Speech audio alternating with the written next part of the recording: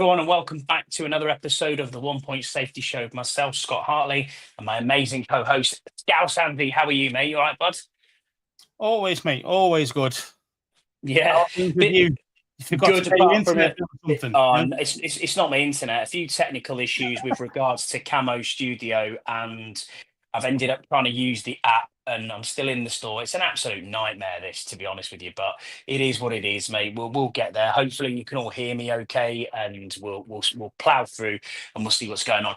It started last week. It was a weird one because I was looking at this and thinking, what's going on with my camera here? And all of a sudden, it was like it didn't want to work. It just gave me a black screen. And it looks like it's some sort of something wrong with the extension. I don't know. I don't know what the hell's going on. But for the meantime, I'm through the StreamYard app, so I hope this works. But we'll see what happens, mate. We'll see what happens. First off, before we start, mate, I just want to give a quick shout out to Yam.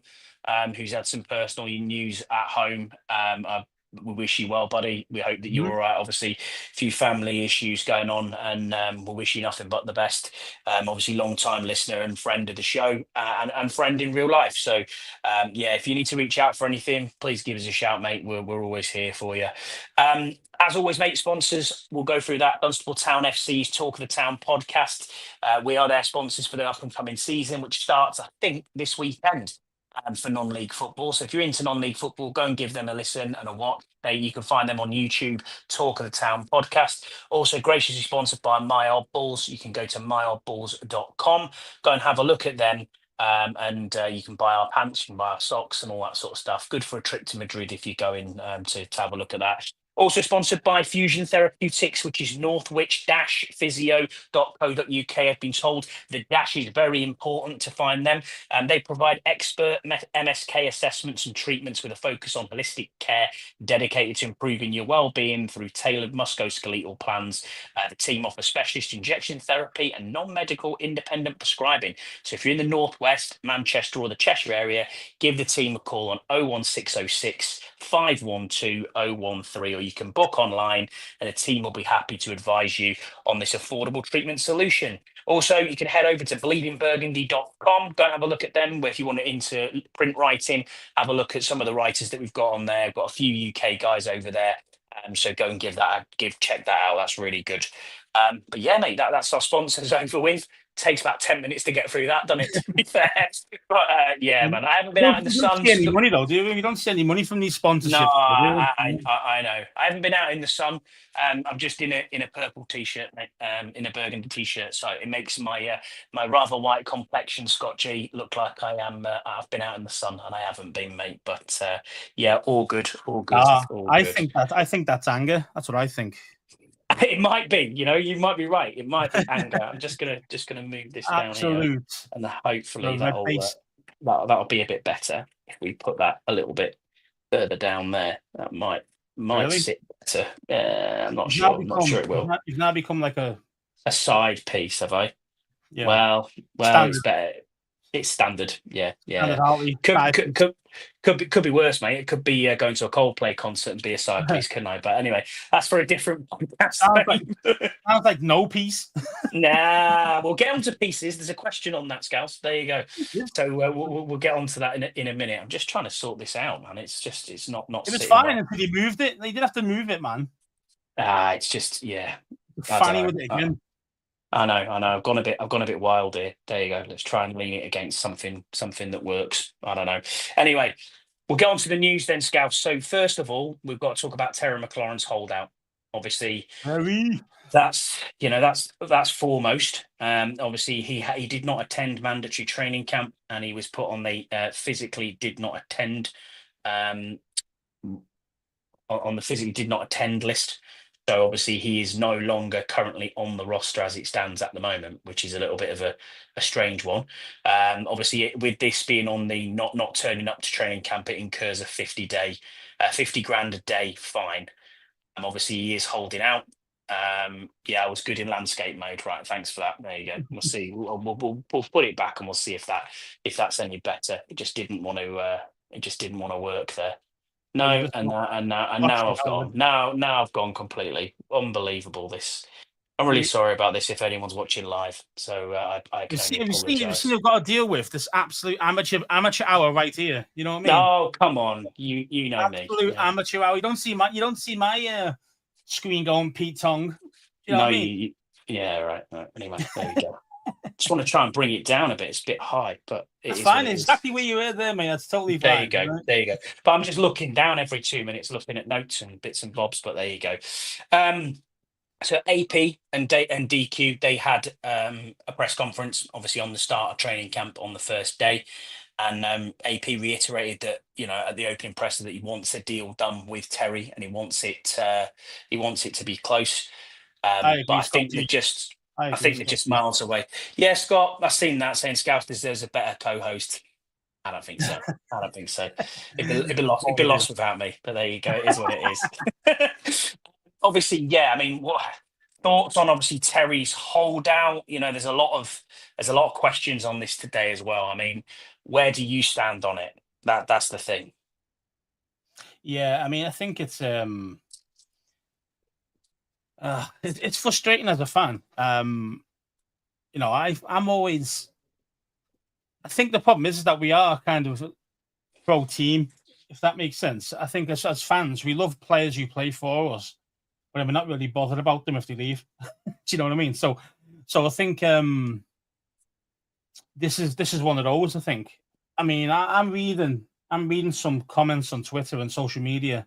Oh, And it's insane. It's insane, like how people are saying, "Oh, this guy hasn't done shit," and it's like, wait there a minute, bro. Have you seen the quarterbacks that I've thrown to him?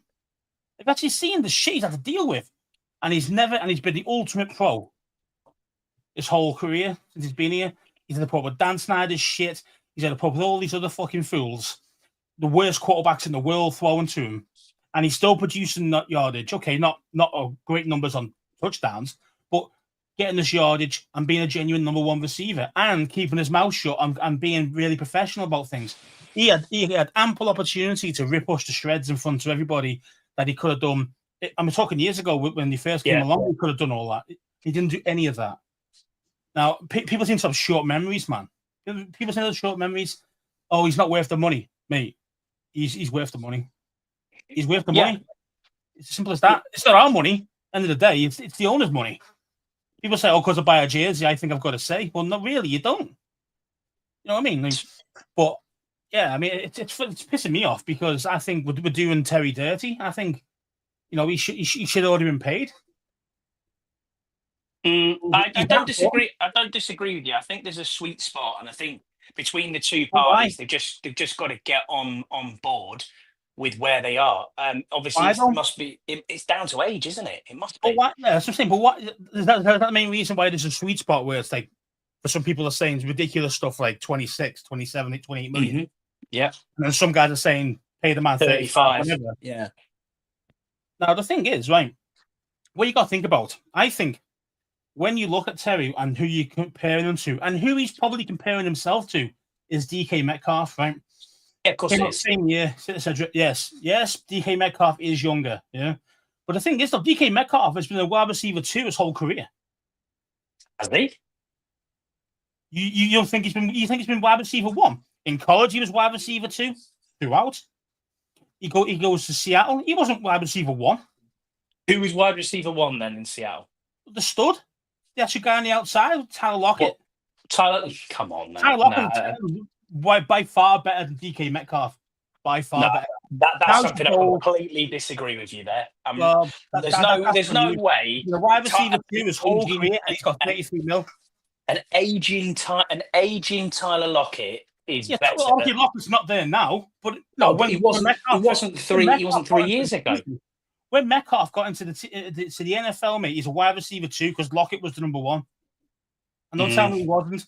So, only more recent last year or so, a couple of years, you might say, oh, maybe he was a bit more. But even then, Smith and Jigba kind of took most of the actual stuff. I'll give you that. Smith and Jigba's good. And Smith and Jigba, was a guy who's like kind of working in the slot, and he's not wide receiver 1 either.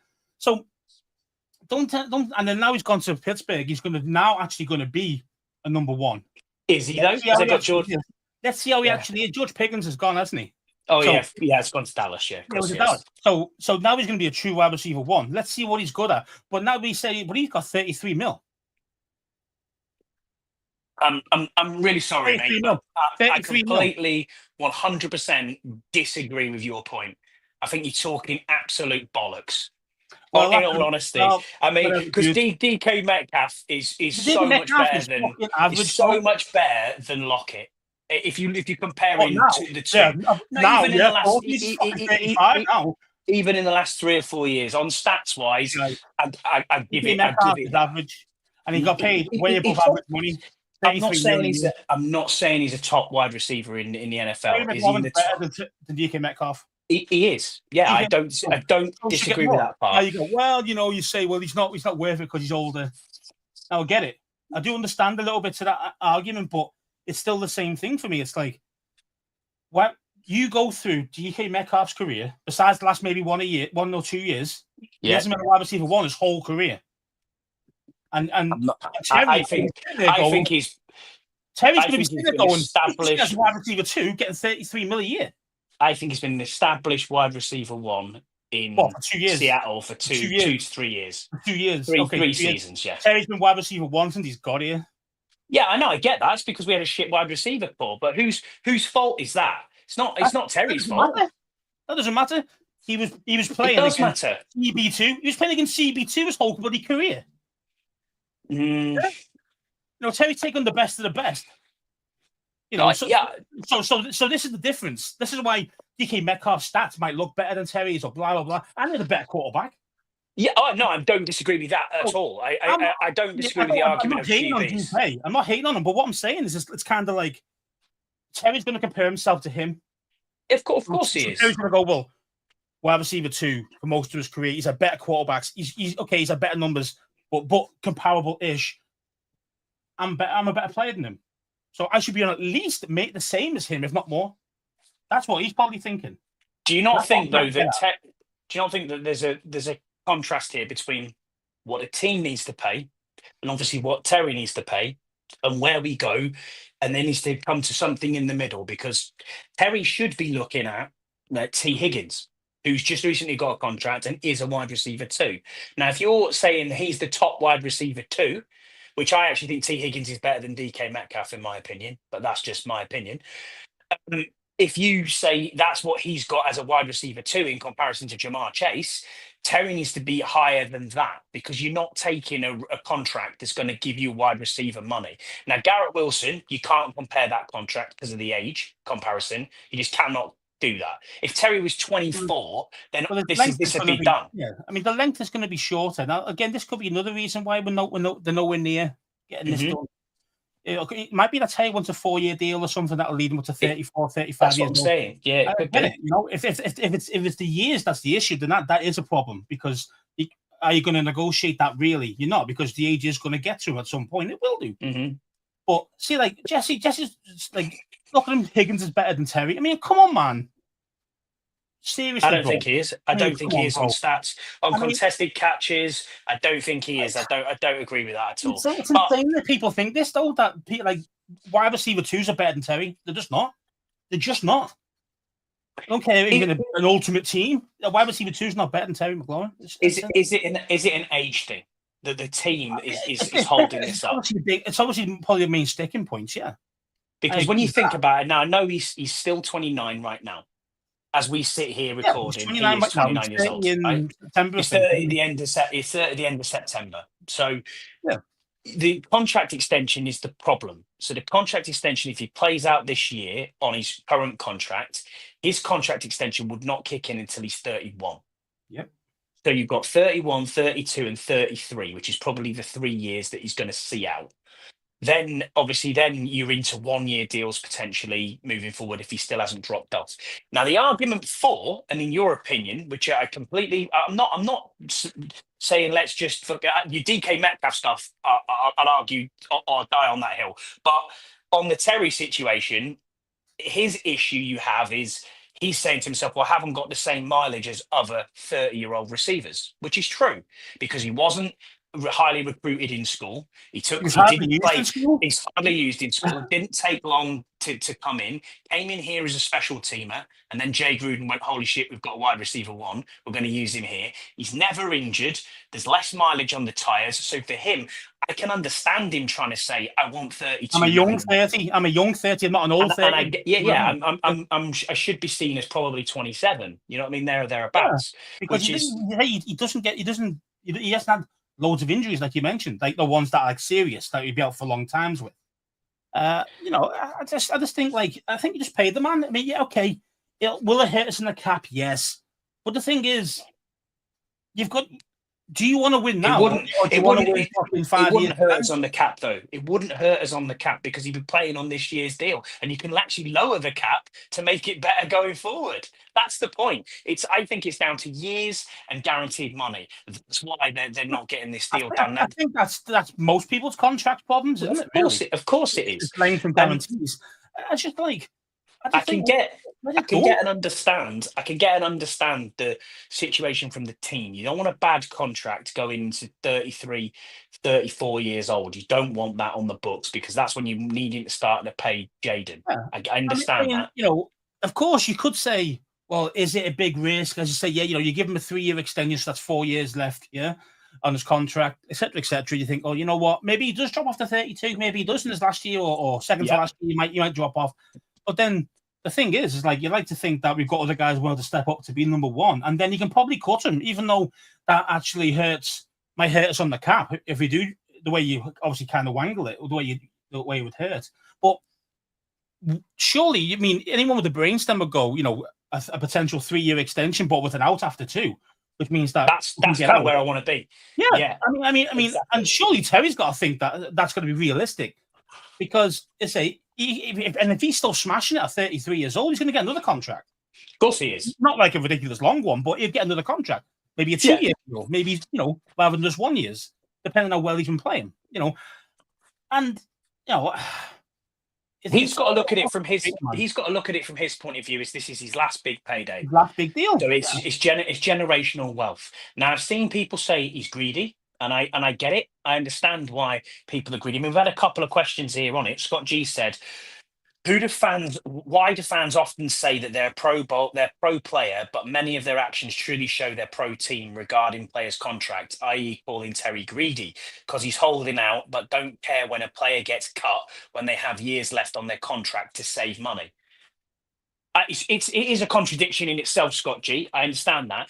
Is Terry being greedy and holding out at the moment? Maybe. Well, he's This is a holding guy. out. Isn't he? Well, I this is mean, a guy who's been paid $65 million already by this organization. Whichever way you look at it, he has guaranteed money this year. So it's not a question of I haven't got any guaranteed money, i.e., like you've got going on in Cincinnati, how where much you've is got that? How much is it this year? This last year, just the over, deal it's just over 5 mil, 5.6 mil on top of his base guaranteed. salary. Yeah, signing Okay. bonus on top of his 15 point something million signing bonus. So if everything worked out for Terry and he signed, he would be due 25 mil this year. Not small fry. Do you know what I mean? It's not exactly all right. I'm getting absolutely nothing, I mean, he's but got. You've got does to he want think to about be it. higher? You've got to see it at Terry's. I mean, I tried to see it from the player's point of view as well because, I understand that. of course, I mean, no greed, no can be part of it, but a lot of times athletes think money equals respect. That's Yes. the problem.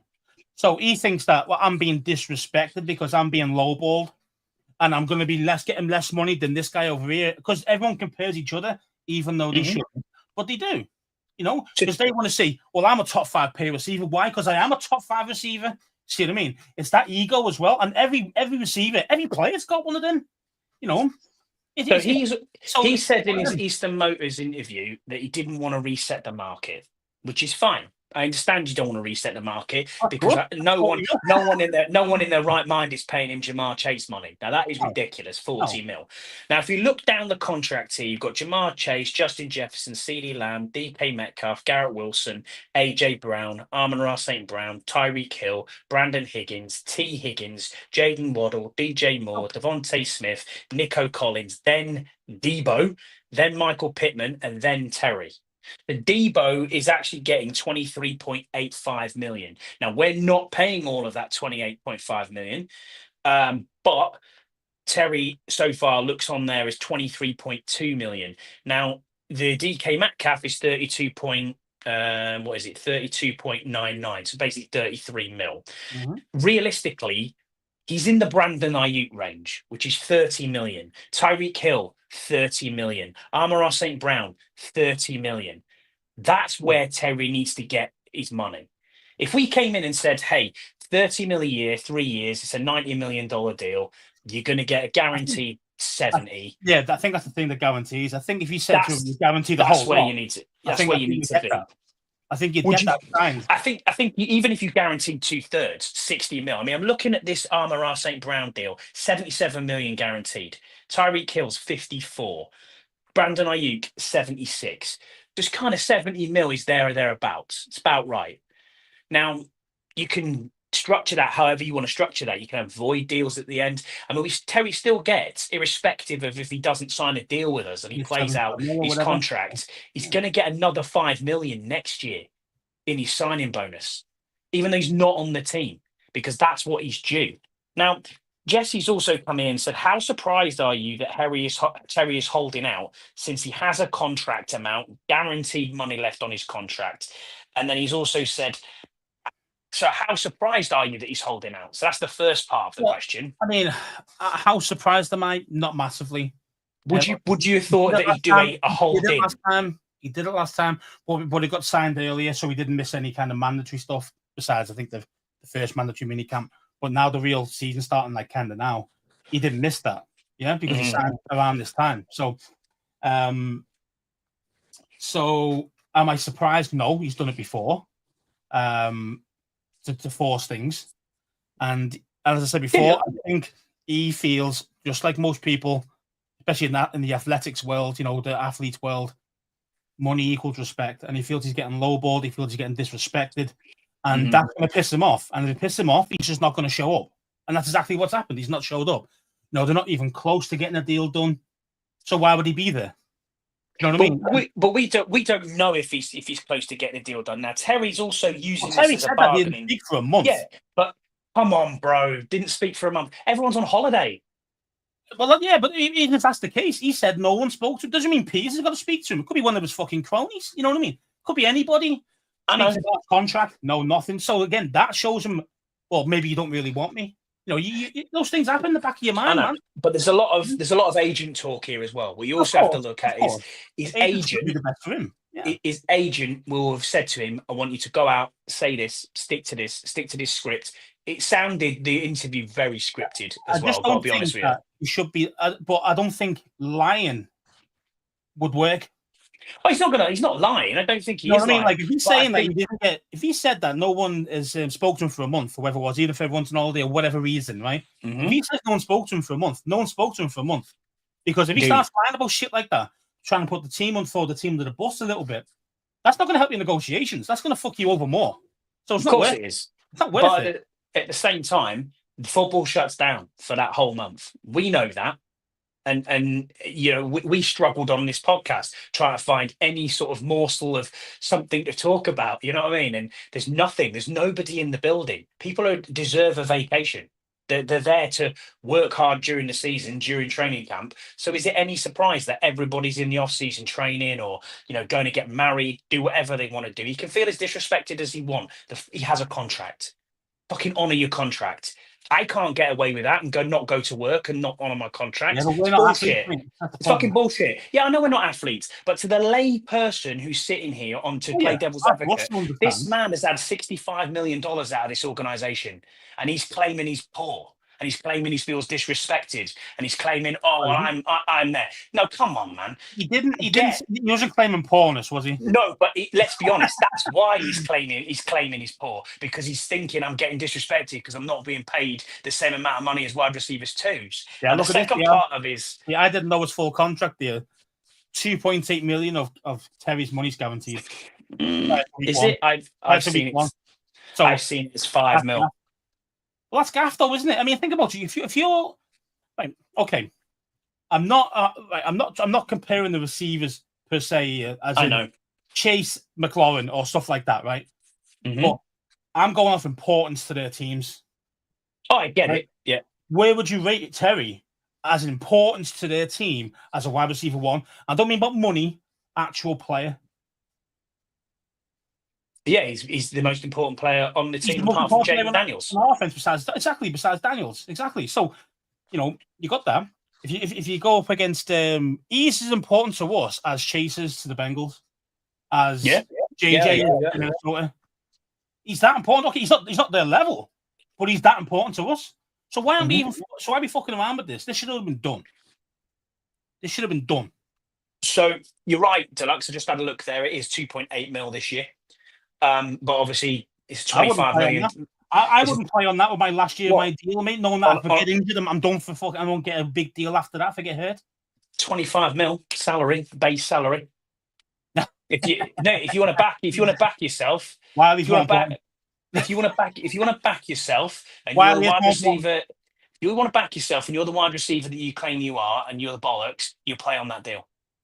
The thing is, though, the guys who are the bollocks don't do shit like that. They go, no, I hold out because I'm not risking getting hit. But you've got a contract.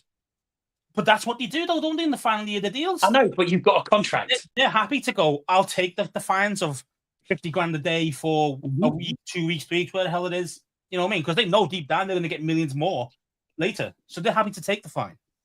And that's just how the NFL is shit. They're scumbags like that because you look at any other professional team in any sports besides NFL, besides American football, they're all fully guaranteed contracts.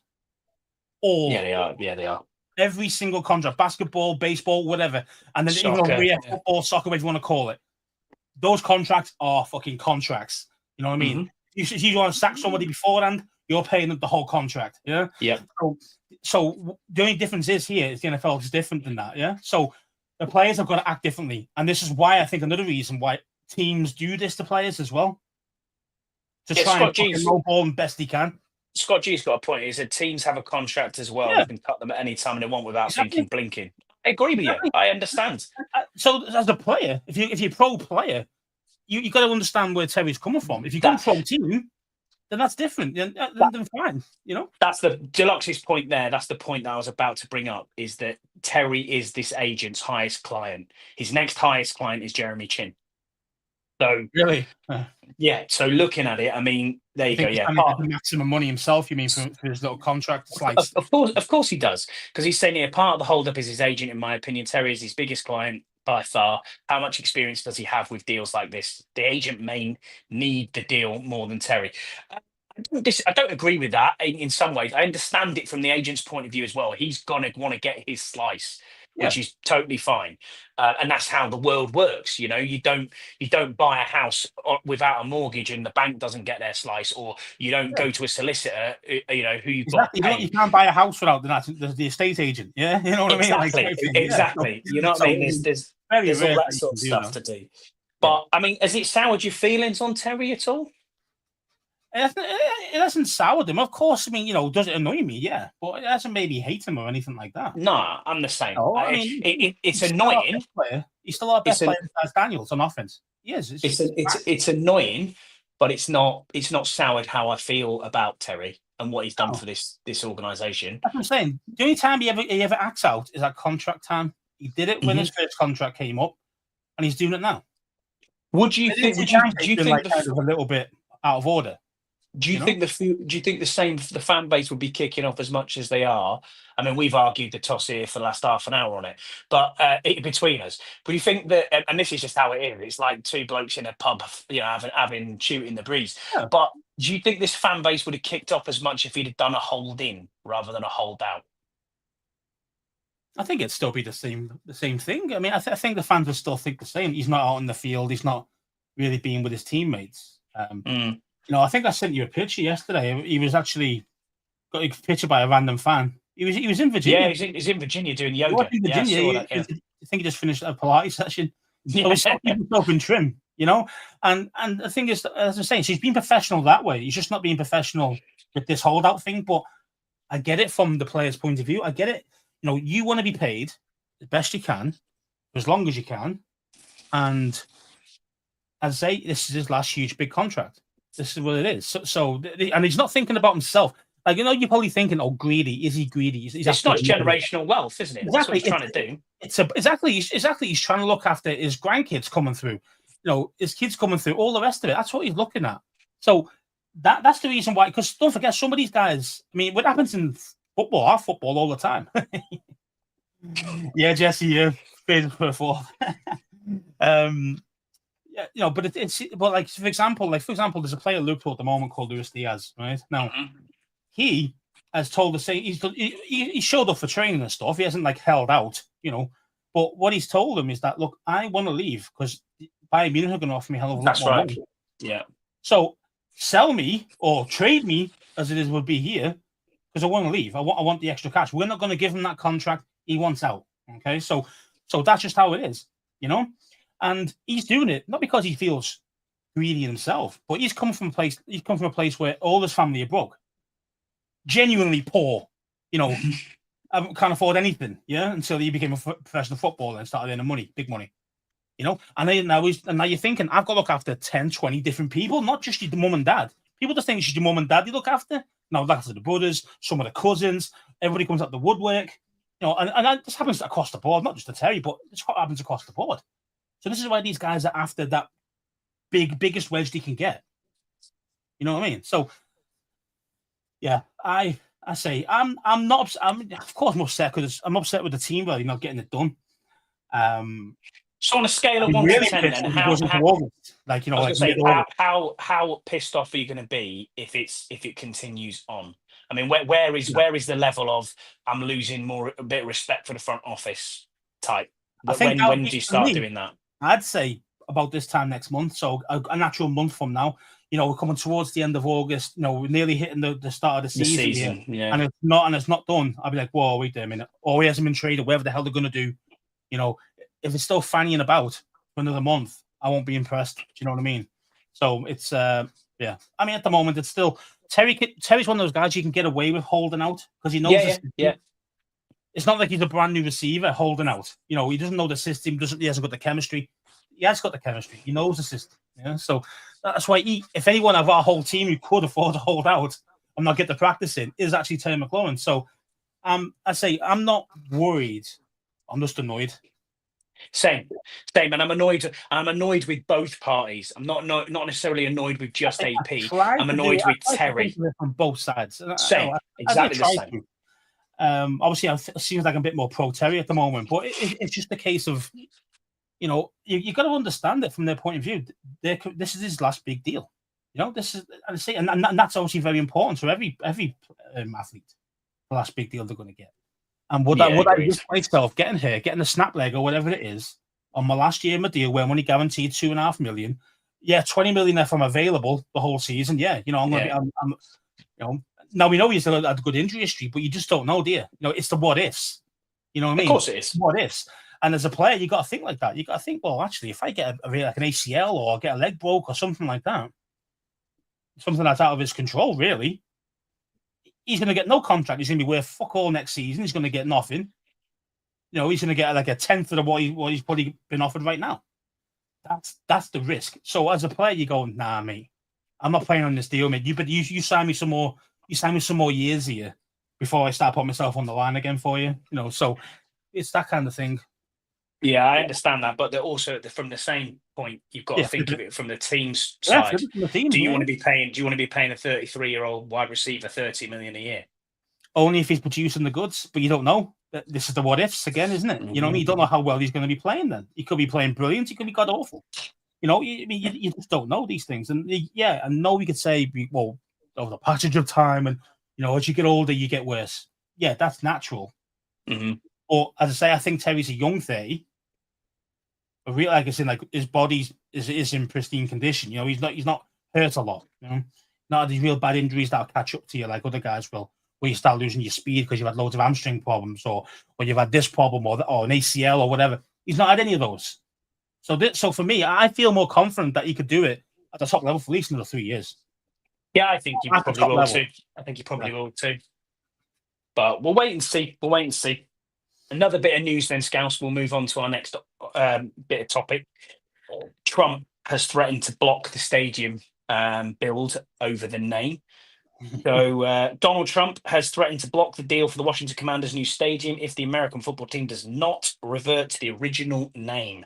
US President said in the post on Truth Social on Sunday that a big clamoring exists for the Washington whatevers who changed their name back to Redskins and claimed it would make the team overall more valuable. I may put a restriction on them if they don't change the name back to the original Washington Redskins and get rid of that ridiculous moniker, Washington Commanders. I won't make a deal for them to build the stadium in Washington. The team would be much more valuable if the deal would be more exciting for everyone. Now, Richard Cameron also put a question in here saying, what do you make of Trump sticking his nose in? Is it good or is it bad? Well, sports should not have politics involved. Correct. Simple as that. Do you know what I mean? Completely agree with you. Irrespective of where you stand on the political spectrum, any politics shouldn't be getting involved. Yeah, no, especially the president saying stuff like that, where that's basically blackmail. That's basically blackmailing people live on Twitter, right there. You know what I mean? Going, yeah, well, if you don't change your back, I just won't let you get your stadium. Okay, so so you're blackmailing, you're strong arming us a bit there, yeah. So I mean, and again, and like he really cares. He doesn't care. He's not into sports himself. You know, he's not. You know what his background is. Golf. You know? Yeah, he's a golfer. That's his only sport he likes. And UFC. They're the two things he likes. He doesn't like anything else. You know, so he shouldn't be getting involved at all. He should be keeping his mouth shut. Now, obviously, there's political agendas. We all know that there's going to be a lot of those. You know, we know about Epstein and all the rest of it. He's probably on that list, and that's the reason why he's trying to deflect it. He's just playing politics with our name, which is wrong. He shouldn't be getting involved with us at all. Like, stay off it. Like, I do agree with some things that Trump does over there, but stay the fuck out of our team, bro, because it's nothing to do with you. You know what I mean? Like, just stay out and let us get it, and let us deal with it. The people who actually can get these things done rather than just getting a knobhead president going, I'll just block it, veto it because I can. Like, fuck off, bro. Do you know what I mean? Like, fucking stay away. Agree, Dan. I'm not even going to mention anything on that. I'm just going to stay quiet because you've just said it all. So what's the point on me even putting my 2 pence in on that? I think a deal again for the RFK site gets done soon. I don't think it'll involve Trump in any way, shape, or form. I think he's just blabbing to try and hide and mask other political things that are going on at the moment, shall we say? I've just had, speaking of that, I've just had an NFL notification. Oh. It says the DC Council is set to vote on August 1st on a revised legislation that could allow the Commanders to return to the site of their former home at RFK. So there's a vote happening on the 1st of August. So hopefully, that gets the final. I think that might be the final sign-offs. You know what I mean? Then we can actually get it done. So that's only a week away, man. It's only a week today, actually. So yeah, my fingers crossed, man. Yeah, Trump to stay out the way, man. Just stay out the way. A lot of people are pissed off with him as well. I agree with that as well. Rod, you bang on with what you're saying there as well. The mayor said the lease is transferred to the city, so he can't block it. Exactly true. That's already happened. It happened when Biden went out of the White House. So there's nothing he can actually do. It's not federal land. Yeah, it's now back to the council's land, isn't it? Washington's land or whatever it is. Yeah. And then James says he's doing state. It's state land, yeah. State land, yeah. So James said he's doing everything he can to distract from all other news. Exactly, and we all know what the other news is. So we're not going to get into that because that is Scouse and Scott's political podcast After Dark. And if you're a patron, you can sign up for that. Where we talk about all things. We talk about all things immigration. Joking. I'm joking, by the way. That's not what we're here for. So yeah, let's move. Maybe not. we'll move on from that. The next subject, mate, in the news: new locker room. Obviously, there's been a big reveal of renovations, and shout out to Kyle Roenick as well, who helped with this locker room renovation. So well done, my man. Richard Cameron put a a question to us, and he said more of an observation rather than a question. He said the new facility upgrades. Did you spot the number designs on the players' lockers? More evidence that the Super Bowl era jersey will become the new design going forward. Yes, I did spot it, but I didn't actually pay that much attention to it, if I'm being honest. But since you sent me a screenshot and said, check this out, I was like, oh, actually, yeah, you've got a really good point. So Yeah. shout out to Richard. Thanks for sending that through. But I did I notice it. I mean, I'm sure you've seen it as well, but I mean, some of the things that they were saying on here. So Will Harris came in and said it's like the Four Seasons up here. This is crazy. We've got everything now. Finally, bro. It's been a long time coming," said Brian Robinson, while opening a compartment after compartment. "Holy smokes, are these my cup holders?" said Tress Wayne. So yeah, and they did Jaden That's Daniels all he dirty needs. on that. That's They all he did needs is a Jaden fight after Daniels the game. dirty. Have you not noticed Jaden's in the corner, right, of the locker room? Mike Samerstill's locker is next to Jaden. So then it goes Jaden, and then I think next to Jaden, the other side is Bobby Wagner. But the only locked seat in the locker room that doesn't have two cup holders is Jaden's. Really? Yeah, because he's Good you got had one. And I was like, oh, that's a bit awkward. Like whoever's in the corner there. He only needs But- one, because what happens is he has the water boys just like fanning his, giving him a fan. And then, Feeling his grapes. yeah, exactly. Yeah, and putting food up for him and just feed him, you know. So he only needs one bottle holder.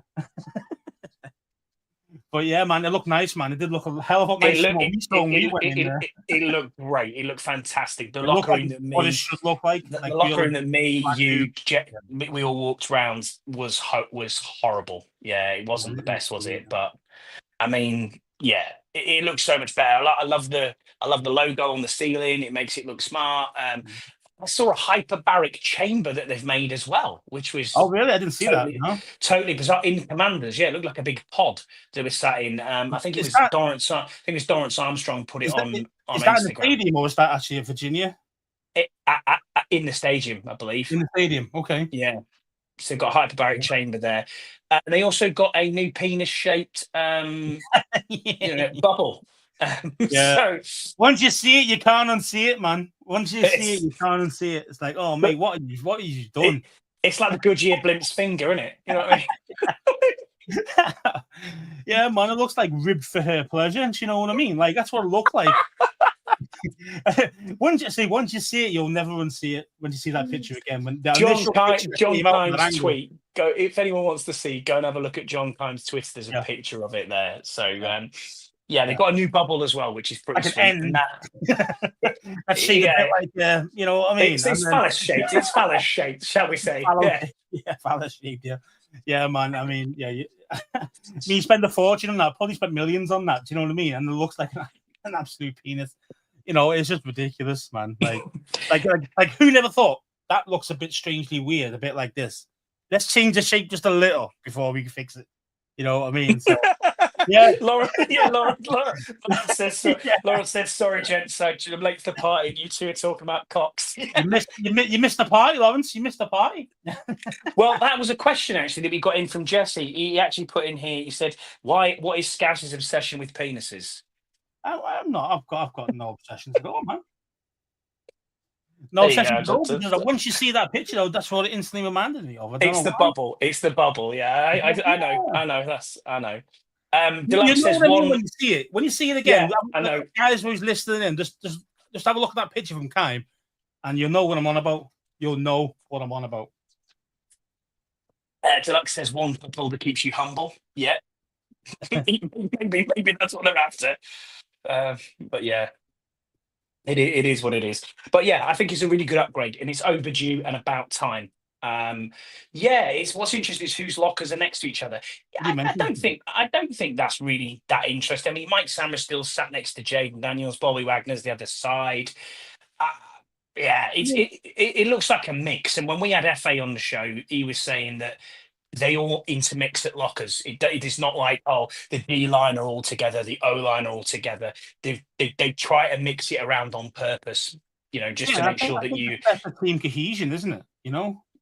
Because sometimes you can, because obviously you can, can't you? You can be, well, I'm just special teams. I'll just stay over this end out the way, and and then you're not really mixing with the rest of the team, because you are special teams and you are the D line only, and you are the linebackers, and and all you can do is sit next to each other because you're linebackers. No, it's better to be, I say, mingling, intermingled, yeah. And also as well, that you mentioned Jaden. Oh yeah, we know Bobby is one of his best friends now. Don't we know Bobby that? And Mikey is too. So yeah, I mean, obviously that might be the case to keep him happy, but also as well is that it's like young lads with a very experienced vet next to them. You know what I mean? And there might be, as you look along the line of all, you might see the same thing again. A couple of youngsters done a vet like a really it was weird. It was weird. It was like you had Biadish, Will Harris, and then the other side of Biadish was not Coleman. Oh my God, Connolly's locker. Connolly, yeah. And I think that's the way to go with it because and then you've got like Lattimore, and then you've got the next one along from Lattimore is Trey Amos, and then you've got the kicker. It's like, okay, Matt Gay. It's like, you mean Jesse? I don't know. Jesse Gay. There you go. Anyway, you can be. It's absolutely fine. We're not. It's up to you. It's no problem. No. We're not homophobic on this podcast. Speaking of Daniels, mate. Speaking of Daniels, look, I'm just going to put on the picture on the screen. Oh yeah. This is what I wanted to show. You wanted to show everybody, and fair play to you for this. This is my newest piece. You mentioned a few times about like memorabilia collections. Mm-hmm. Now I've got this one. I'm going to put up on the screen now. Now, for people who are listening rather than watching, this is a Jaden Daniels signed jersey. Fully customized himself. I customized the whole lot. I got obviously a framer to do it, but all this was customized by myself. So I got the $2. There's $2 bills out there with Jaden's face on it. Nice. That's really cool, man. Obviously a few pictures, and then I got a couple of Washington Commanders stuff at the top right corner. Signed, authentication, all the rest of it. It's lovely, man. Like it's one of my favorites. One of my favorite things. And then I like the other one. That you've got there. The other picture is I think that's the one. Yeah, this is the one that is they say the same wall. It's just Daniels a bit higher up, and we've got Kerrigan underneath with like an American kind of numbers signed by Kerrigan. Yeah, so that's nice. It's a nice little bit of wall that I've got. I won't give out your address. You might have some visitors. Exactly. So that's it.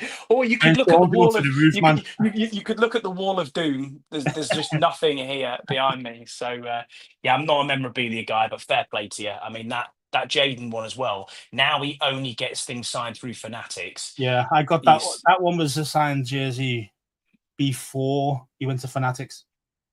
That's going to be worth a bomb in future years. A bit rarer than the Fanatics stuff that you get now. When he's a two-time MVP compared to the Fanatics prices, so when he's a two-time MVP and we're getting his golden jacket, and he's won 3 Super Bowls, be worth a fair bit then. Yeah. Once he becomes the first £70 million a year quarterback, that'll be. It will be. There's a lot more than for sure. So Lawrence, see you later, Deluxe. Take care of yourself. Thanks for being with us, mate. Appreciate you. Lawrence said here, so did you decide whose jersey you are going to get in the retro style? Ooh. If we can get hold of one, because I think they'll just go off the shelves within about 10 minutes. Have you got any idea who you're going to get? I mean, not really, but I do want a Samba Stroll jersey. So yeah, you want a zero? I do want a Samba Stroll jersey, but I don't know if it's good for the retro style ones. I don't know yet. I mean, I'll have to think about that one really. But yeah, man. I mean, there's Rod's on 44. He says so. Obviously, so John Riggins there. Yeah, I know. I get it, mate. I get where you're going with that, Rod. I completely understand. I'll take that with me. I don't know. Is the answer to the question, Lawrence. I love an offensive lineman jersey. I've got a Cosme jersey. I've had a D line jersey before, but it's who's going to hang around as well, and how much are you firing off that jersey? You wouldn't surprise me, mate. Wouldn't surprise me. Who I'm going to get? I really haven't decided. I'd love to get a Bobby Wagner jersey, actually, to be fair, and I think you could still rock that even if he does finish. I mean, if he says I'm done, I'm retiring, I think you could still rock that for a few years because it's a future Hall of Famer, isn't it? But do I want a Bobby Wagner jersey? Maybe. I'm not sure. I'm not That's sure. decent. But I Decent. normally go. I normally go for one of the rookies because you know that they're going to be here for at least 4 years normally, Well, unless, unless Forbes, unless you bought an Emmanuel Forbes jersey. then you're screwed. Yeah. But yeah, man. I mean, yeah. I think it's something. Amos is a good shout by Scott G there. Mhm.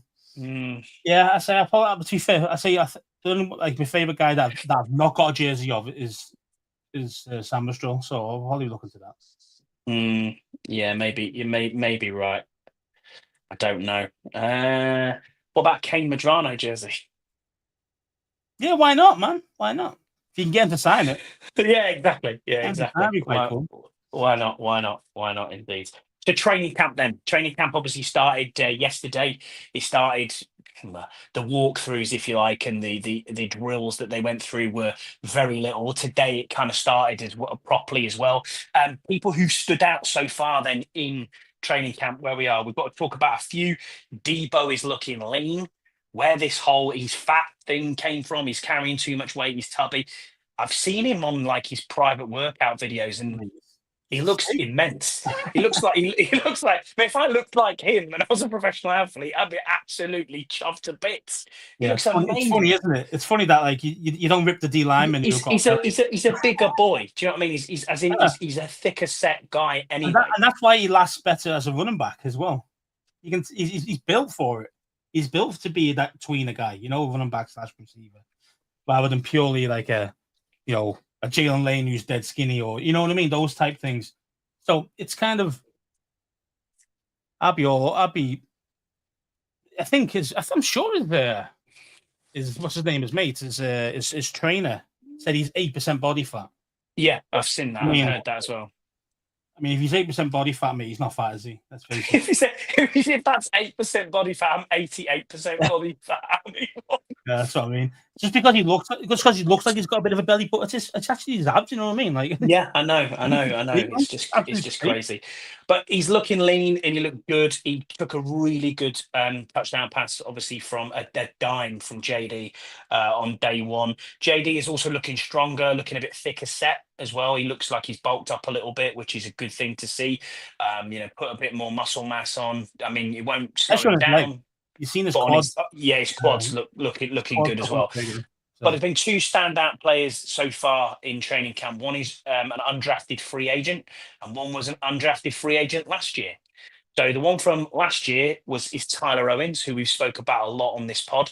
Tyler Owens has run with the ones the last 2 and a bit days that they've been in training camp so far. He's literally working with the ones at strong safety.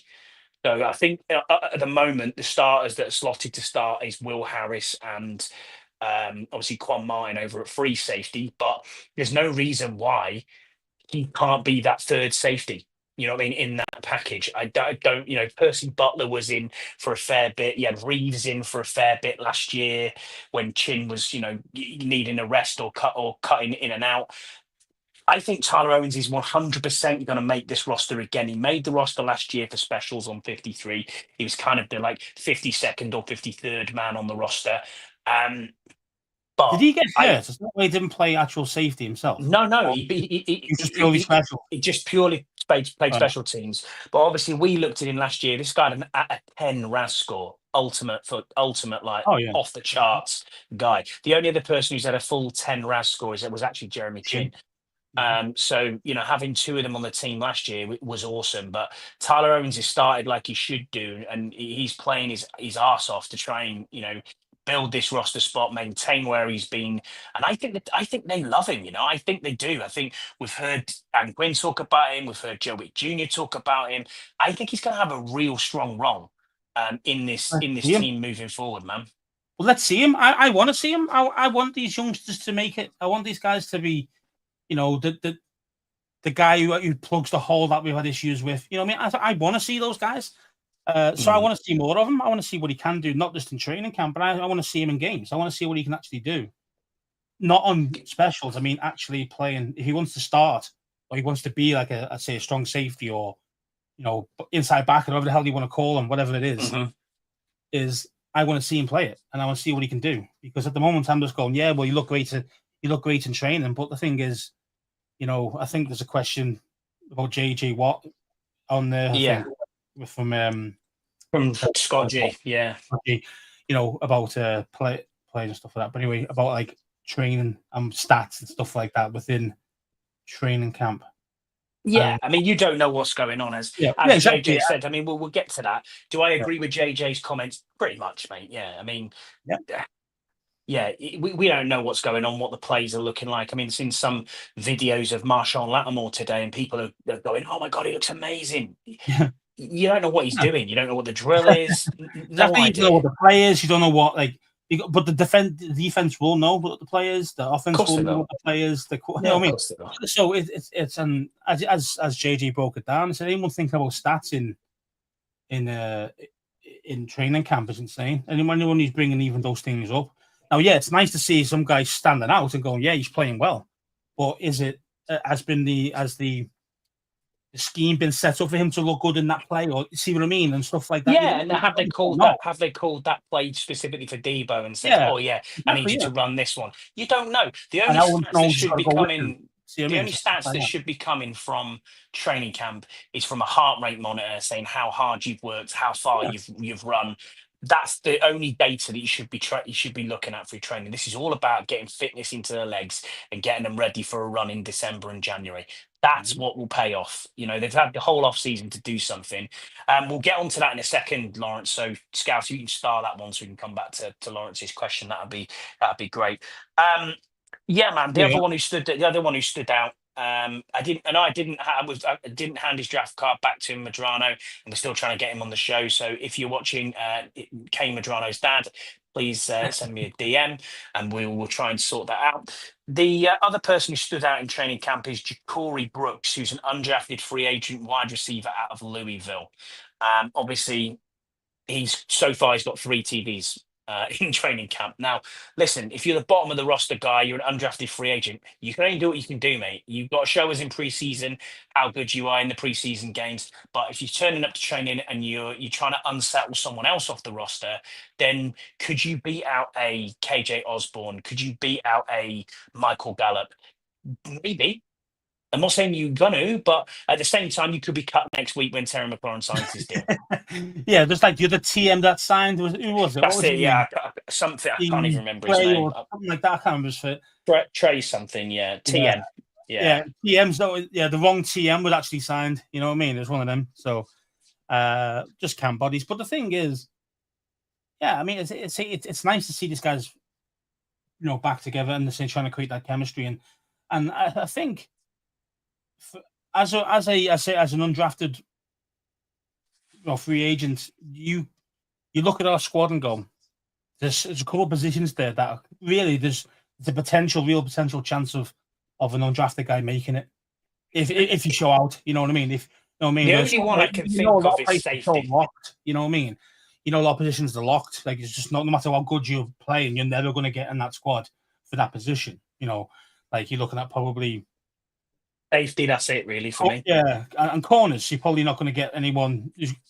They're probably all locked already. But and obviously the quarterbacks, they're locked as well. Running back? Would you say? Probably locked if you're going to add cross-scheme merit to it. And see, that's true, yeah. And that's basically it. So yes, there's a couple of slots, and wide receiver, I think, is one of them. I think there is a potential there. Yeah, these guys are vets, KJ Osborne and the other guy you mentioned, Michael Gallup. Yeah, Michael Gallup. Even McCaffrey. No, these guys ought to be shot at. It's Tay Martin is who we signed. Tay Martin. And we signed him. He was an undrafted free agent who went to Tennessee. He went to Tennessee Titans, and he never saw the field. He's a practice squad guy.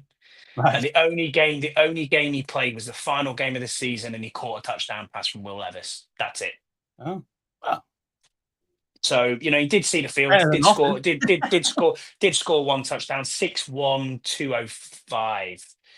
So he's not a big body receiver or a dude that you think, we need to get him in the building. But good luck to Ja'Cory Brooks. I mean, he's been talked about before. I hope he does well, but we'll wait and see. I think there is spots if you can show it like that, some touchdowns here and there, and So maybe some highlight reel catches maybe happening in the training camp.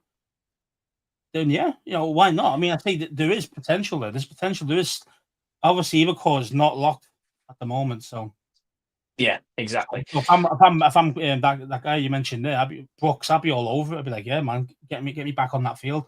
Let me show you a bit more because I know that I can get on this team. Gauss, we're going to get your medical opinion side of it now, because obviously that's your field. Uh-oh. What are your thoughts about Dan Quinn coming out in the press conference, obviously stating that Sam Cosmi could potentially be back on the team in week 1? He did clarify it today in the presser as well and said potential for it to happen week 1, but said it's probably more likely that we would use the pop list and he'd be out till week 4. Yeah, I mean, I was a bit shocked when I first heard that about the being back ready for week 1. You got to think about it. Cosmi's a big man, big dude. You know what I mean? I think he's 6'5", 6'6", and like 300 pounds. It's a lot to go through that knee, no matter how well he's rehabbing. You know what I mean? Because I know he's hitting every milestone according to DQ. He's doing all the right things, and he's obviously working his ass off. But what does an athletic trainer know? Fuck off. They're not a physio. They're not a musculoskeletal doctor, are they? Fucking hell. No, but don't forget though, they do see surgeons and MSK specialists and all that sort of stuff. I get that, but day to day doing your PT. I mean, fuck me. It's like me going to the army PTI and going, "What the fuck do you know about circuits?" Because that's basically all you're going to do. You know what I mean? It's rubbish. Anyway, that's my rant over with that. Yeah, I mean, I have. Yeah, the better for the strength and conditioning side of things, athletic trainers in my book. But anyway, so yes, so for me, looking at kind of injuries. I mean, when did he get hurt? Was it November? Yes, it's December. It was the Dallas game. No, Dallas game, the Detroit game. Sorry, championship game. Oh, was actually that okay? Was that late? Yeah, it was on our first touchdown play. He got hurt, and then Trent Scott came in for the rest of the game. January. Yeah, it was January. You're right. So it's January. So if that's the case, then it's exactly 9 months, isn't it? That he could be back if it's week 1. Exactly 9 months. Now again, that is something that you normally. 8, yeah. Well, 9 isn't September. You're back week 1. Yeah, thereabouts. Yeah, because if you're in January 25, and then you the first week of Jan or something like that. Yeah, I know. First week of September. Yeah. About 9 months. So yeah, I mean, I would be. Is it possible? Yes. No, 9 months is the kind of usual time frame I'd say for a football player, as in a soccer player, who's not 300 pounds. But they're not 300 pounds. Yeah. who are bending their knees every 2 seconds and trying to block. And there's the explosive power side in there. Yeah. Exactly. So that's why I'm a little bit like, you should give these guys a little bit longer. And I think the is right today to say we're probably going to be. You potentially could have a couple of snaps, but really we're going to go and just grade them back into it by week 4, week 6, something like that. I think that's realistic. I think I was thinking October, middle to the end of October. I was thinking that he might be back. Well, that's exactly what Will said here. He said Halloween's probably more realistic for Cosmi. Yeah, I don't disagree with you at all. Yeah, I think that's probably about right. Yeah. But what is really good here with us is that we have good depth at the offensive line for once. For once, we're not sitting here after week 5 going, who's this guy that nobody's ever heard of? We signed some journeyman from the DC Defenders or whatever. I mean, couch. You know what I mean? Like, it's true though. It's true. You know what I mean? We have been doing that in the past. Now, if you look at where we are at this right guard spot, you've got Wiley who can play there, not a right guard, but has played there at a high level for Kansas City. You've got Trent Scott who can come in a pinch, which is okay. You've got Nate Herbig who should have been the Steelers' starting center last year, but got injured. Before that, he's played 62 games for the Eagles at right guard. That is absolutely fine, in my opinion. Then you've still got Algretti, who's battling it out as well for that side. Now, I know you don't rate Algretti, I get that. But as a backup or a stopgap for 4, 5, 6 games, you can deal with that.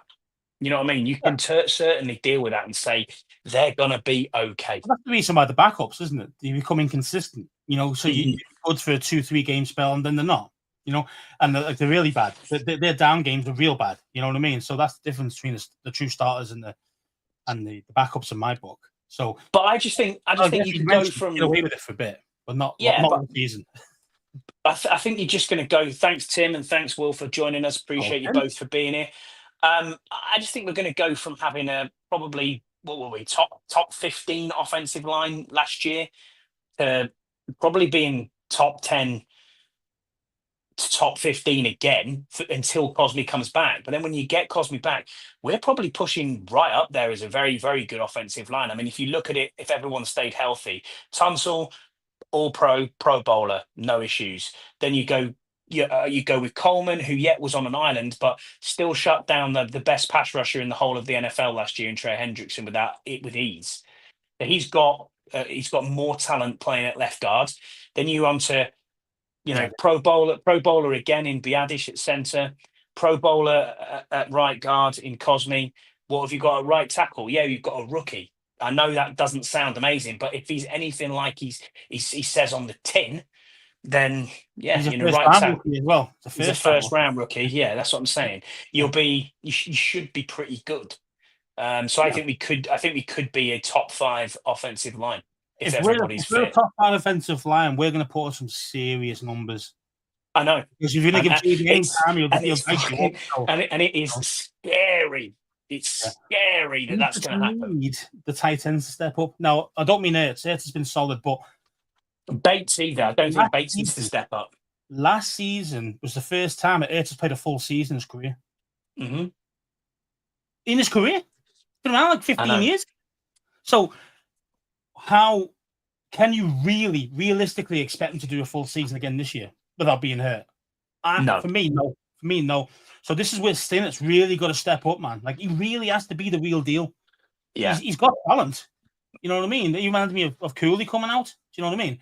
Like, and he was solid. He's very good tight end for us. So I need him to really step up, and that's where we could really struggle if we don't have a Terry McLaurin playing.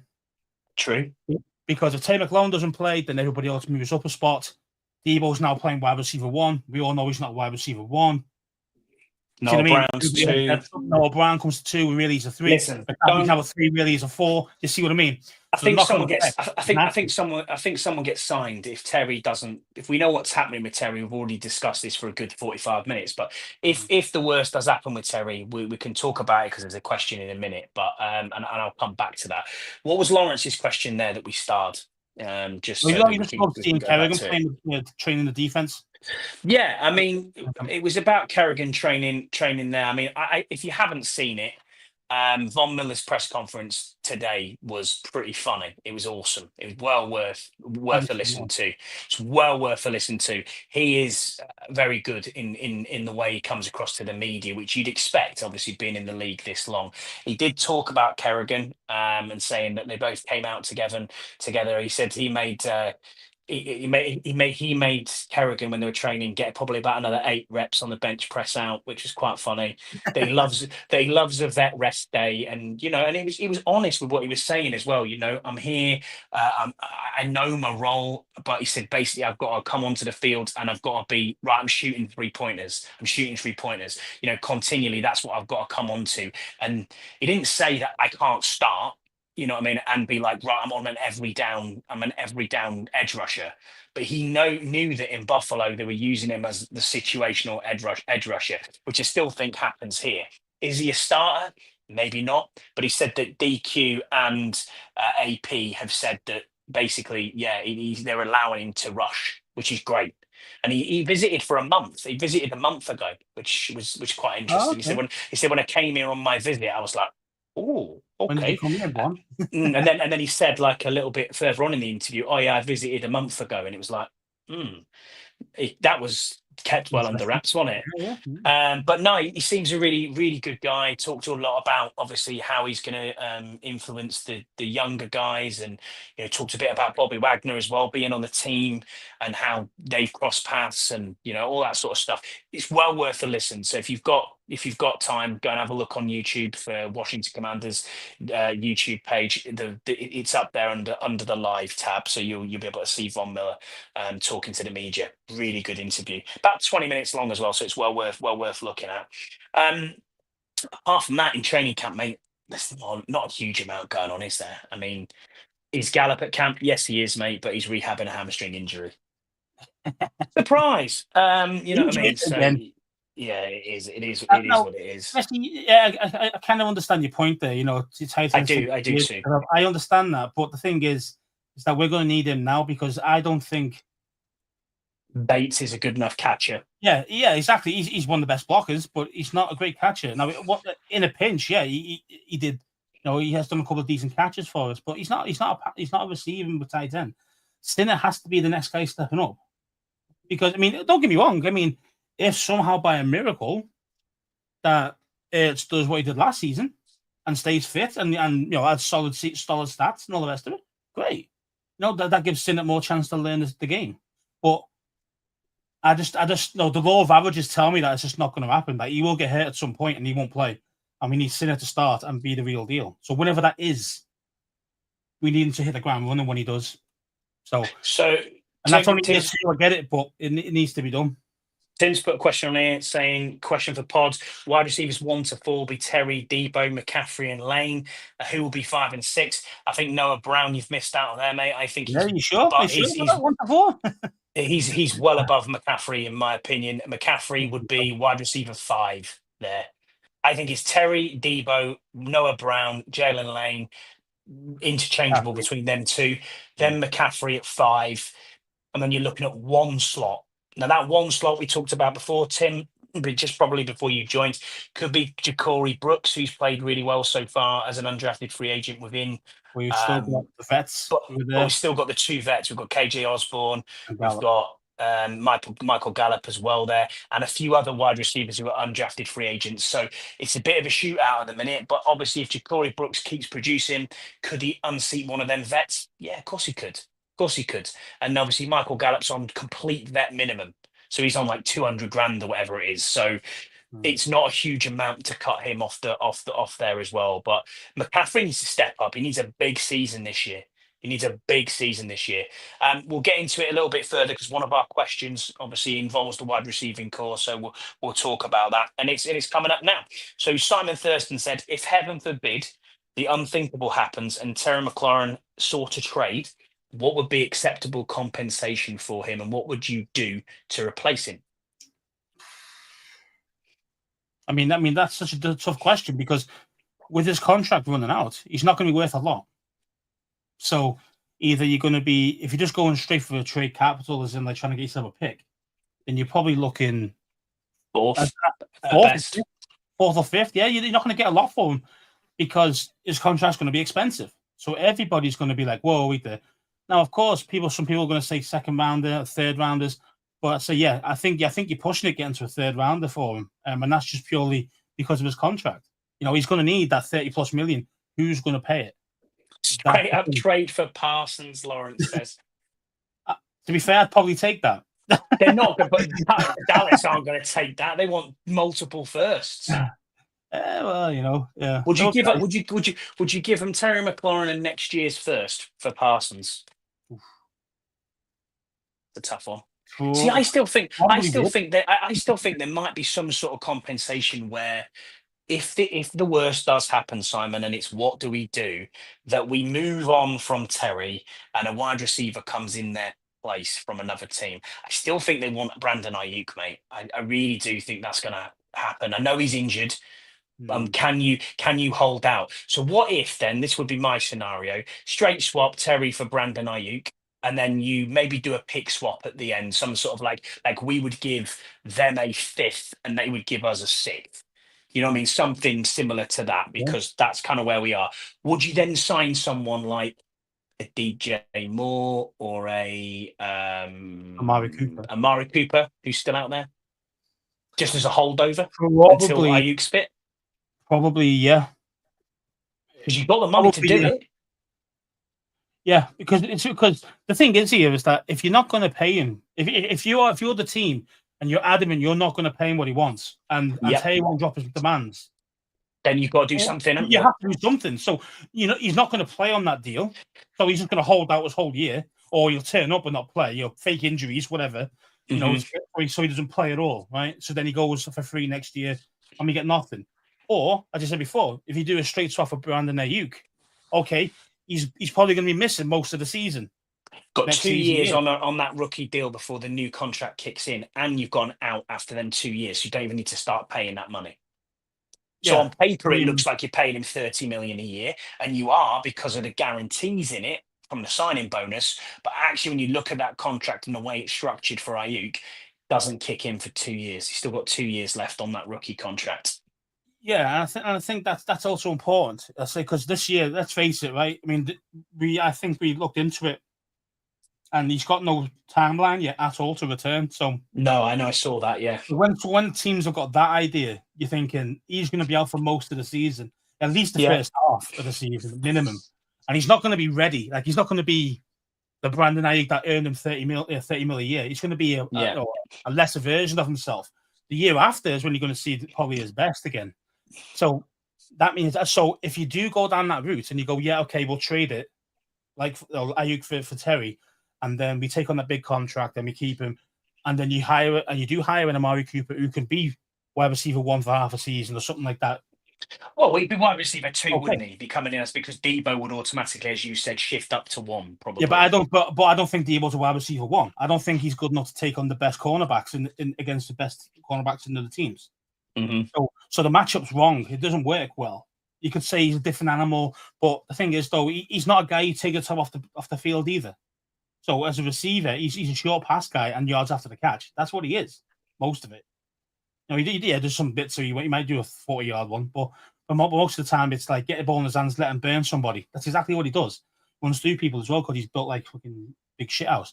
So it's one of those things of if you're now wide receiver 1 is a jack of all trades guy, which is what Debo is, then that's not good for your team at all because everybody's going up against a better player than what really they should be going up against. So it's bad matchups for us.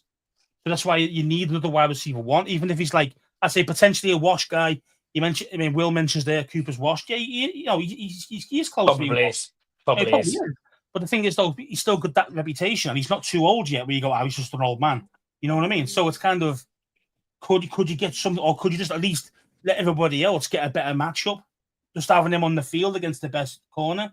You see what I mean? So it might be a case of just doing that, and then once obviously Ayuk comes back, he would be our wide receiver 1 when he's 100% ready.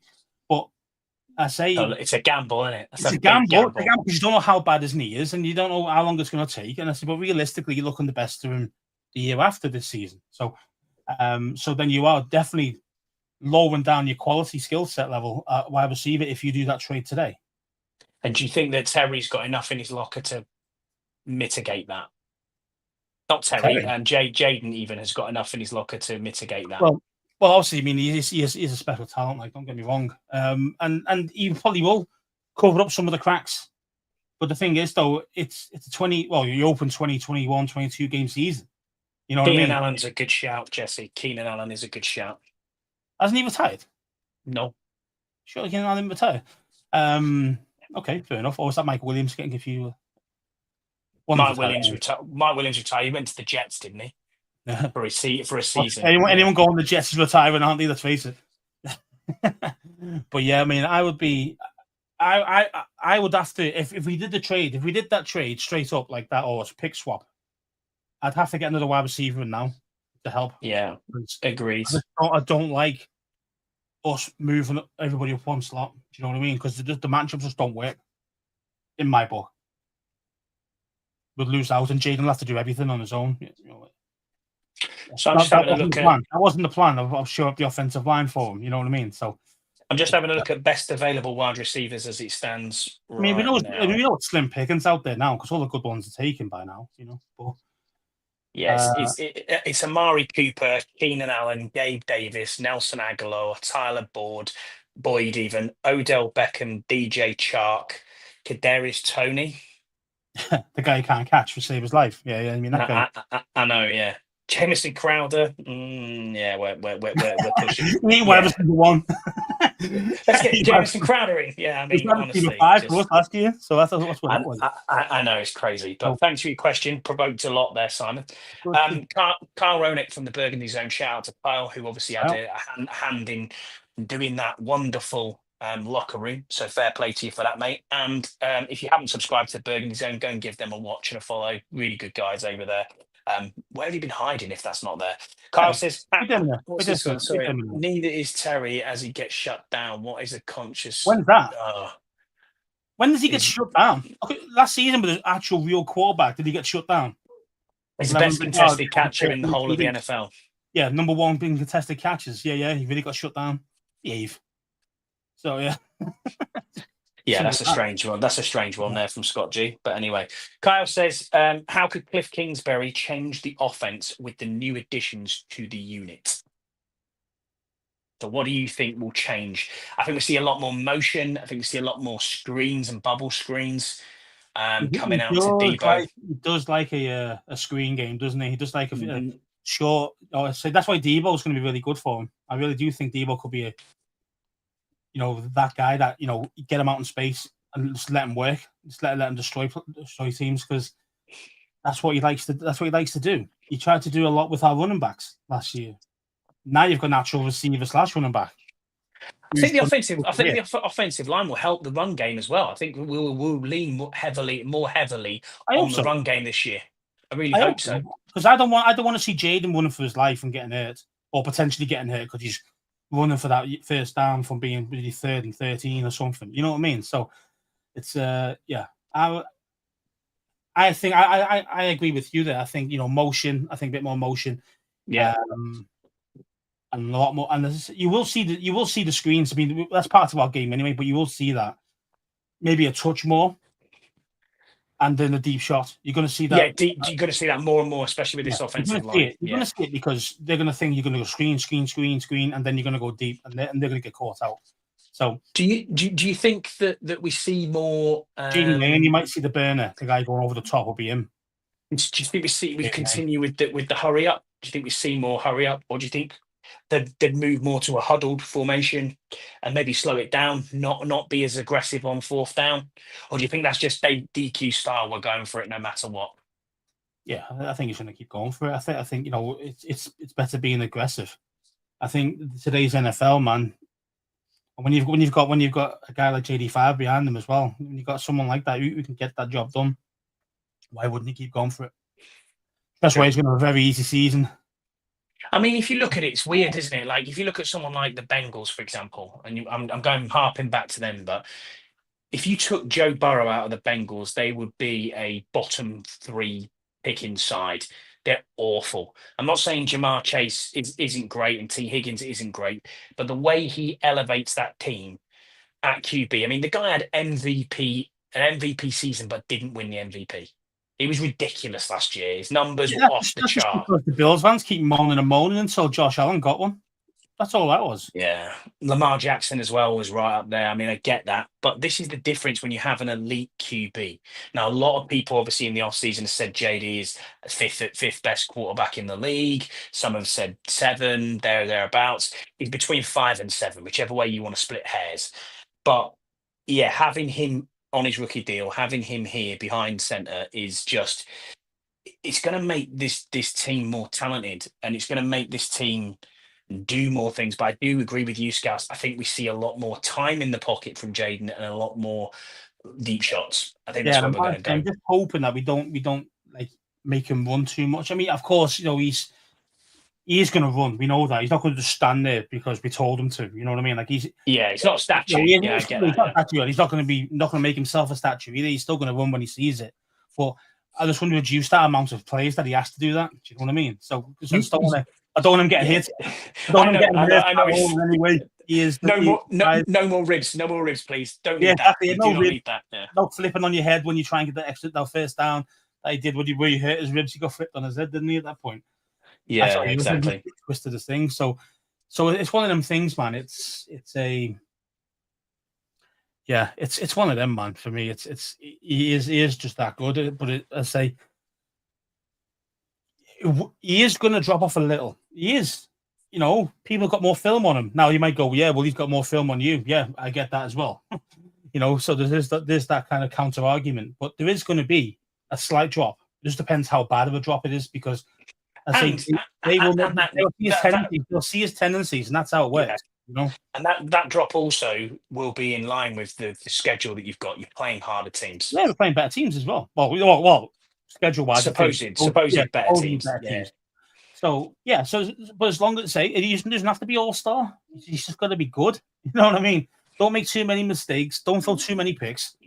Get the run game going. Get the screen game going. The easier for the quarterback to do. And then go from there. You know what I mean? And then I think that's how Cliff's going to do it. I really do. I think, all right, touch wood, and this is going to be a bold statement and a hot take here. So, Freddie, if you're listening, this is my hot take. I think he's going to have a fucking absolute ball out this season, and he's going to throw 30 TDs this year. And he's going to have an immense season. MVP. He's going to be in the MVP race all the way through until we get into the postseason. And I still think people will be talking about it. Genuinely think. I don't think there's going to be any drop off at all. I think he's going to get better. I hope so. Hey, I'll take it right now. If you offer me that, I'll take that right now. I think he ascends. I think he completely ascends, and I think he just keeps going. I mean, if he does, that shows that he really is elite, and there's no kind of, because when teams have got film on you, it's different. You know what I mean? What your tendencies are, because that's what they're looking at. Not like did he complete the pass? It's like his tendencies. What's he doing when he sees that? What's he doing when he sees this? That's too early. That's too early, James. We'll come back to that one. That's too early. I ain't saying shit. We haven't even thrown a ball yet. I mean, technically, if you get Terry signed, and you've got the upgrades that we have had on the O line and different positions, we have upgraded. We have got by name, by player, we have got better. Oh, of course we have. Yeah. So even the depth's better on certain positions as well. So really, anything less than what we got last year would be a failure. And that's hard. That's a hard thing, because the expectation I was going to be, well, it's got to be at least that, at the very least. I think you have to win one playoff game. I think we get to the divisional round. That's a good job. That's a good job again. It's a very good season. But then some people say, yeah, well, the year before we got to the championship game, and you know what I mean. It depends on who you playing. It depends on the crest of a wave. Depends on what's going on. I mean, in all honesty, LA could have absolutely battered the Eagles and should have battered the Eagles last year, but they didn't, because of the snow and everything else. You know what I mean? And they were the better side. They actually were better than the Eagles that day. And then we got pumped in the championship. So, it swings and roundabouts. It's who you play on the day, where you're playing it, what's going on. Well, it's like Detroit. Detroit should have, yeah. Well, ideally, the Super Bowl that everybody wanted to see, was going to be Bills versus fucking Detroit, wasn't it? That's what everybody wanted to see. That. Let's be honest. Until we got there, and then when you starting to get in the playoffs further and further down the line, you're like, actually, we could do this. And then it's like, I just don't want to play Kansas City. You know what I mean? And then what happens, Kansas City Eagles, which the Super Bowl nobody wanted.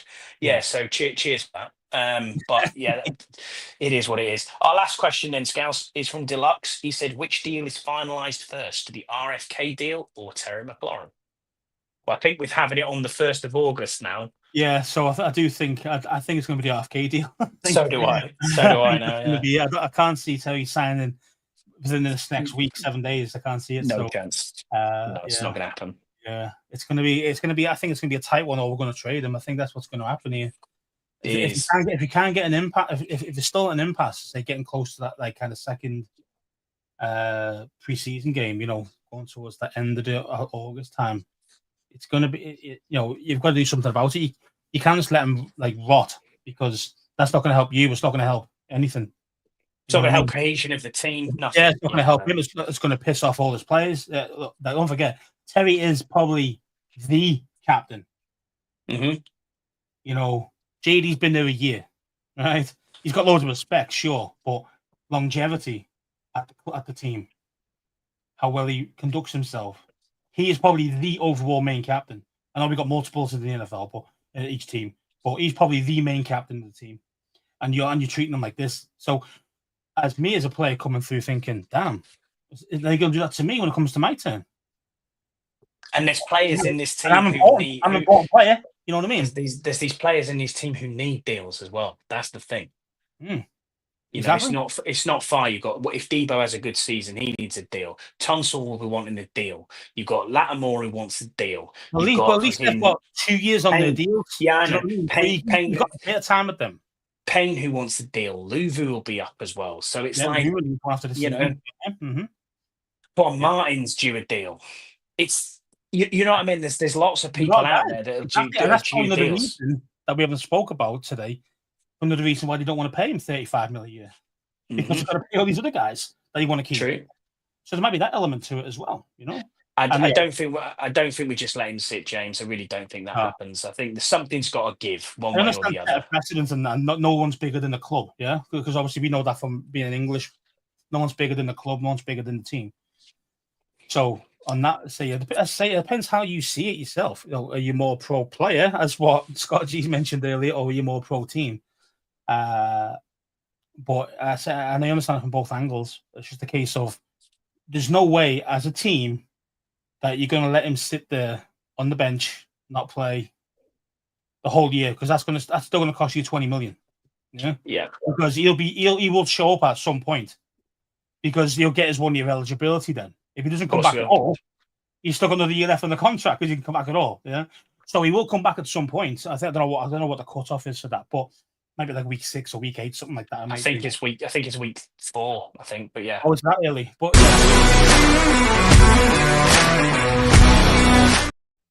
All right, thanks for that. Don't know what happened there. Sorry about that. That's always just cut me off. It just pressed itself. Yeah. It pressed itself, right, bro. Yeah. So I mean, I just don't see him sitting like keeping him on the bench or anything like that, or keeping him out away from the team. I don't think he's one of them players. If he's not getting his contract or we're not trading him, I still don't see him being like a rotten egg. Yeah, so it's not going to be a bad influence. No, I don't think it is. That, but I think players will see it from a contract point of view and say they're going to fuck me because they've just fucked the main guy here. And he is the main guy. I mean, anyone says who isn't, it's just ridiculous. He's the main guy. He's been probably the longest out of all the players as well. Who's been there right now? Payne's the only one. He wasn't before Terry, was he? Yeah. I don't think he was, you know. I think Alan was. I think Payne was after. But either way, yeah. You can check it. I mean, I'll check it, whatever. But there's not many guys. Maybe Tress. You know, Tress has been there longer. Yeah, true. But besides him, I don't think there's anybody else there in terms of seniority. So this is the problem. You know, it's just that scary thing of, as a player, do you start to unnerve other players when you mess guys around like this? Yeah. And then that means they're thinking the back of their mind the same things, which means they're not focused, which means that they could drop levels. See what I mean? And if it happens only 5% in the NFL, that's enough to get beat and beat bad. You know what I mean? So this is the situation. You expect him to be professional, but the thing is, though, I don't think the team's been professional towards him at this moment, and I think players will see that because they'll be speaking to Terry. How are you getting on? You know what I mean? Of course they will. It's not.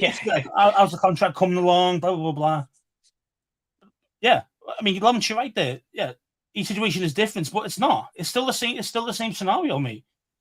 Everyone's on 1 year deals or coming up to a new contract extension time. They're all the same thing, and they all know it's a business, and that's why they want the most they can get. Busted. The players know it's a business. They're trying to get the most they can, and the team's going to try and pay them as less as they can. That's just how it works, yeah.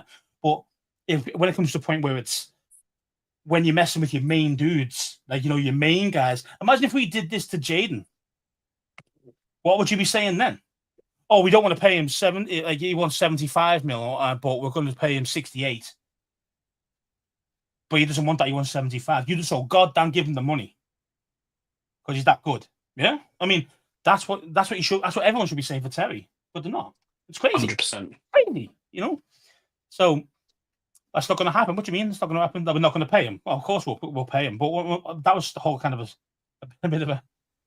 Exactly, it will break records, mate. But that's the whole point I'm trying to make is that when you're the main guy or one of the main guys, you should look after them. They should be fucking done. They shouldn't be messing about. They shouldn't be playing, oh, it's a business, it's this and that, it's a waiting game, it's blah, blah, blah. No. Just get those guys signed.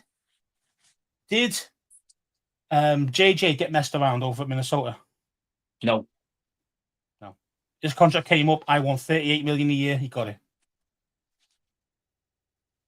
T. Higgins. No question. No question. He's that important to them. Jamar Chase. No, Jamar Chase wasn't messed about too much. I know the Bengals do mess their players around. They messed Buddy Higgins up a lot. But again, they got him on the tag. Trey Hendrickson. Hendrickson's not messed about with them. See, but they're stupid, though. They're a poor organization. Yeah, I know. They've got some good players, but not a good organization in general. You know, this is different. You know what I mean? Like, he is one of your main, you know, what's the word I'm looking for? Like, no, one of the pillars of the team. Do you know what I mean? Yeah, I know what you're saying. You know, he's that important to us, and you know, I just don't get it. I don't get like, oh, he's not worth it. He's the 10th best receiver, or he's the 15th.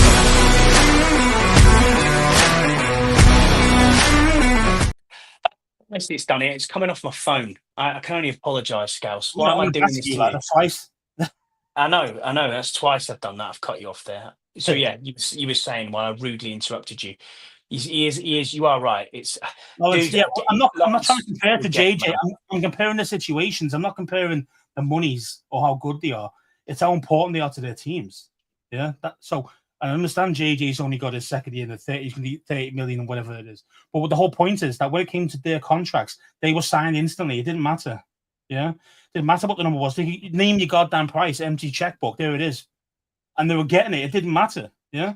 Whereas, it's not. And because he's going to be 30 when he starts his another contract, 31 potentially when he starts. It'd be 31, by the time the extension starts. I understand it from that point as well. You know, I do understand that as well. So I understand there's going to be a middle ground, but if there isn't, the middle ground's too far away, isn't it? That's the point. And that's the problem. Yeah. So Terry's not going to drop his demands by 5 to 10 million a year. He ain't going to drop it by that much at all, right?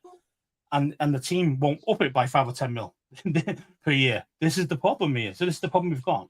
And the other thing you've got to think about here as well. I mean, we've gone over this for like 40 odd minutes, but even so, it's worth it. You don't want him to take a poor deal because that'll affect wide receivers' contracts in the future.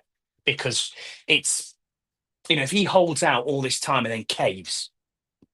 Like, let's just for argument's sake say he holds out 3 years, 3 weeks even, and then 3 weeks time we come back and it's like it's the start of August, middle of August, or second week of August, whatever, and it's Terry signed a $27 million deal per year. Yeah, that's not helping anybody. You're paying him wide receiver 2 money, and he's held out. That's a massive low ball. That's disrespect.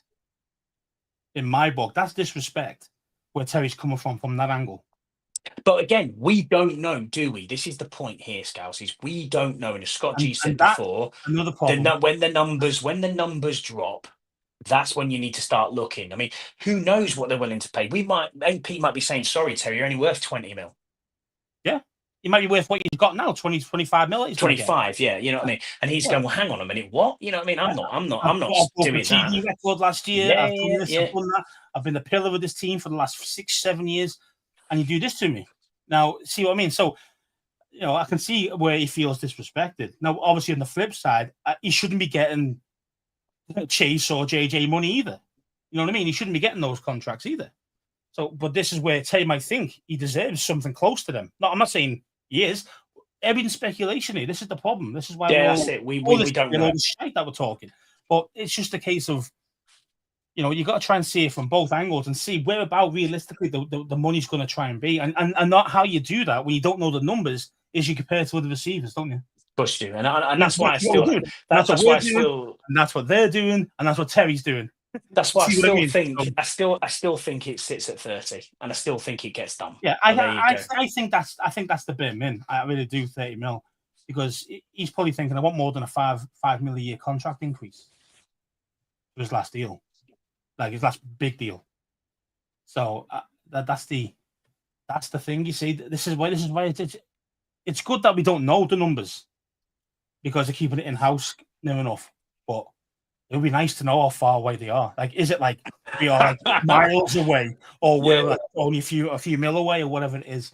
Which could We're be never ever going to know that, though, are you we? won't know. All you'll know is if he signs, there's his contract details. That's all you'll know. Yeah, If he signs, exactly. or if he goes traded and signs a deal with somebody else, then you know the numbers then. So that's the thing. You don't know until it's signed. And Correct.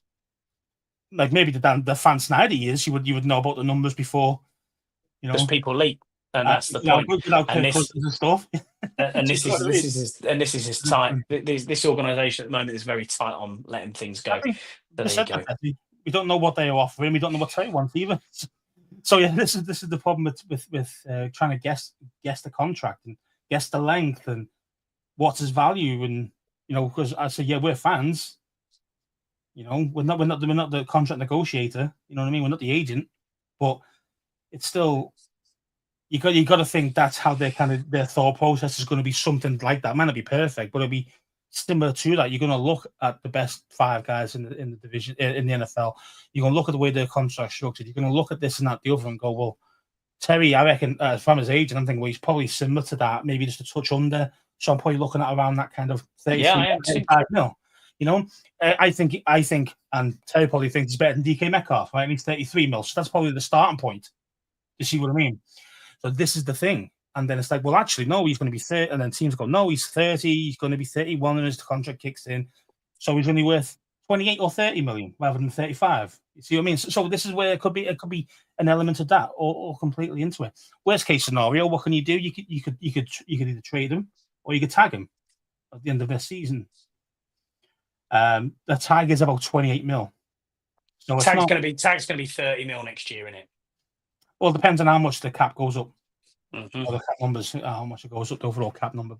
But at the moment, I think it's 28 mil. So it might go to 30, but it's about 28 mil. So at the moment. So it's kind of, that's where you kind of really want him to be, isn't it? Worst case scenario, you tag him. Yeah. You really want to keep him. But again, will he play on it? And that's the other thing that you might have problems with. Certain people will play on the tag. Well, Kirk Cousins played on the tag. Other guys can play on the tag and will play. Other guys won't. So, like, look at the pass rusher from. He was at the Eagles and then he moved to Jets and didn't even play a game. What was his name? Oh Christ! Yeah. He's at the Falcons now. Hassan Reddick. Yeah, he's at the Falcons. Didn't even play the season because he was like, "No, I want a big contract. You've traded for me, fine, but you need to pay me." And he didn't. So I'm not fucking playing. That was it. And he just didn't play on it. And then I always moved on again. So those things happen. Now, it messed his draft, is finance stock up doing that, but people aren't like that. You know what I mean? So this is it's one of them, man. It's one of them. It's a very, there's so many ways you can go with it. And so many ways you can explain it. But it's the case of what can we actually do here, and just gonna have to wait out. It's up in the air, man. Yeah, just wait out and see, man. Hope that he signs. But well, Scouts, that just about does us, mate. Thank you for being with me. It's been a fiery one. It's been a fiery. He does love a tag. You're right, Lawrence. It's been a fiery one this week, which is good. I love a good debate, and thanks everybody who put a question in, and thanks everybody in the chat who's been with us. Bit of a longer pod, but we've had a lot to talk about. So you know what I mean. It sparks good discussion. If you're listening to it on audio, please give us a review. Obviously, if you are watching or you like the content that we're doing, please don't forget to like, subscribe, comment, even if it's Scoutfluz fallacies. Scott looks like he's got no hair, which is true. I need a turkey transplant. Whatever. Put a comment in, put a like in, do a subscribe, get your grand to do it, all that sort of stuff. Give us a good review. We really appreciate everybody who jumps in. So yeah, man, we'll be back the same time next week. So thank you everybody for being with us. Until next week. Bye.